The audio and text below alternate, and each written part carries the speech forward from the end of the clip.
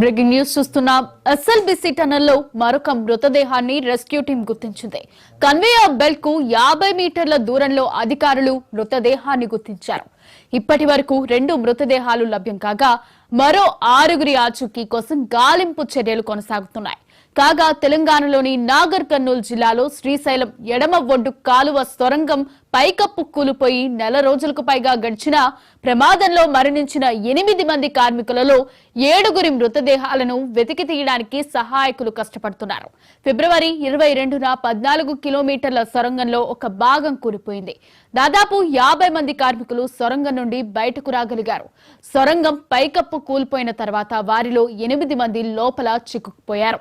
ఇప్పటి వరకు ఒక మృతదేహాన్ని మాత్రమే వెలికితీశారు. ఇప్పుడు మరో మృతదేహాన్ని రెస్క్యూ టీం గుర్తించింది.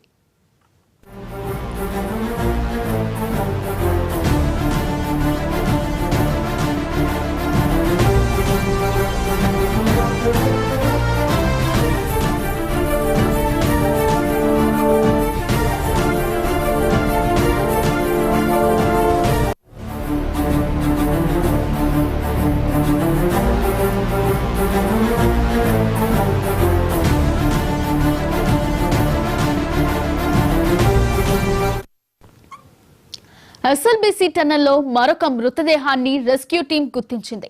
కన్వేయర్ బెల్ట్ కు 50 మీటర్ల దూరంలో అధికారులు మృతదేహాన్ని గుర్తించారు. ఇప్పటి వరకు 2 మృతదేహాలు లభ్యం కాగా మరో 6గురి ఆచూకీ కోసం గాలింపు చర్యలు కొనసాగుతున్నాయి. ఇక ఇదే అంశంపై మరింత సమాచారాన్ని మా కరెస్పాండెంట్ గురుప్రసాద్ అందిస్తారు. గురుప్రసాద్, చెప్పండి. Good morning Harika. ఎస్ఎల్బిసి టన్నెల్లో సహాయక చర్యలు ముమ్మరంగా కొనసాగుతున్నాయి. 24/7 కూడా సహాయక చర్యలు కొనసాగుతున్నాయి. అయితే కొద్దిసేపటి క్రితమే ఒక మృతదేహాన్ని గుర్తించారు అక్కడ ఉన్న సహాయక సిబ్బంది. ఏదైతే కన్వేయర్ బెల్ట్ కు 50 మీటర్ల దూరంలో లోతులో ఈ మృతదేహం ఉన్నట్లు గుర్తించారు. అక్కడ ఇప్పుడు ఇంకా తవ్వకాలు జరుగుతున్నాయి. 50 మీటర్ల లోతులో ఆ మృతదేహం నేపథ్యంలో పెద్ద ఎత్తున అయితే తవ్వకాలు చేపడుతున్నారు. ఇప్పటి వరకు గుర్ప్రీత్ సింగ్ మృతదేహాన్ని ఇప్పటికే పంజాబ్ చెందిన మృతదేహాన్ని ఆ కుటుంబ సభ్యులకు అప్పచెప్పారు. ఇవాళ మరో మృతదేహాన్ని కూడా వెలికి తీయపోతారు. మరో 6గురు సంబంధించిన మృతదేహాలు కూడా బయటికి తీయాల్సి ఉంది. వాటి పనిలో కూడా నిమగ్నం అయిపోయారు. మొత్తం దాదాపు 12 ఏజెన్సీలు కూడా కేంద్ర రాష్ట్ర ప్రభుత్వాల సమన్వయంతో ఈ సహాయక చర్యలో సిబ్బంది పాల్గొంటున్నారు. 24/7 కూడా వాళ్ళు శ్రమిస్తున్నారు. నిన్న సీఎం రేవంత్ రెడ్డి కూడా రివ్యూ నిర్వహించారు. ఈ యొక్క ఎస్ఎల్బిసి టన్నెల్స్ సహాయక చర్యలపై కూడా ముమ్మరంగా అవసరమైతే ఇంకా అధునాతన టెక్నాలజీ ఉపయోగించాలని చెప్పేసి కూడా అధికారులకు ఆదేశాలు జారీ చేశారు. ఈ నేపథ్యంలో ఇవాళ మరింత టెక్నాలజీ ఉపయోగించి స్పీడప్ చేయనున్నారు.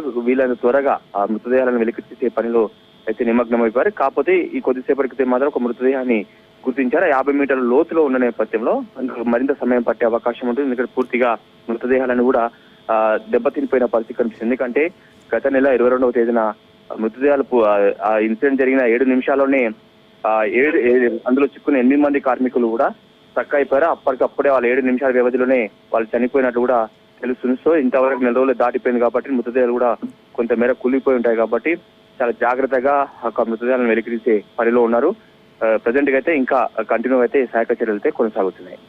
అయితే గురుప్రసాద్, ఎందుకని ఇంత ఆలస్యం జరుగుతుంది? కన్వేయర్ బెల్ట్ సిద్ధంగా ఉన్నా కూడా అంటే అక్కడ పూర్తిగా మనకి ఎగ్జిట్స్ అన్ని ఎక్కడ లేవు. టన్నెల్ అనేది కేవలం 10 మీటర్ల వ్యాసార్థం ఉంది కాబట్టి పూర్తిగా 14 కిలోమీటర్ వద్ద ఈ ఇన్సిడెంట్ జరిగింది కాబట్టి పెద్ద ఎత్తున మట్టి పిల్లలు అలాగే సిమెంట్ ఫలకాలను కూడా కూలిపోయి పైనుంచి సీపేజ్ అంటే వచ్చి చేరుతున్నందుకు సహాయక చర్యలకు ఆటంకంగా మారింది.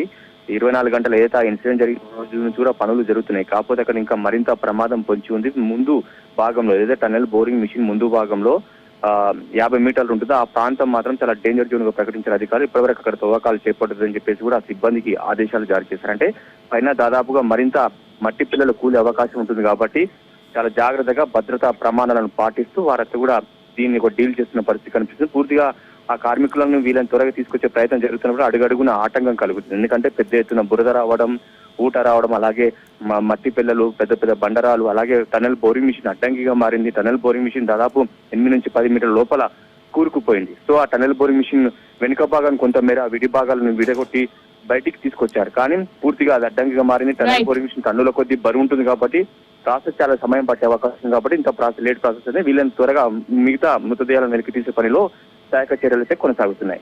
Thank you Guruprasad.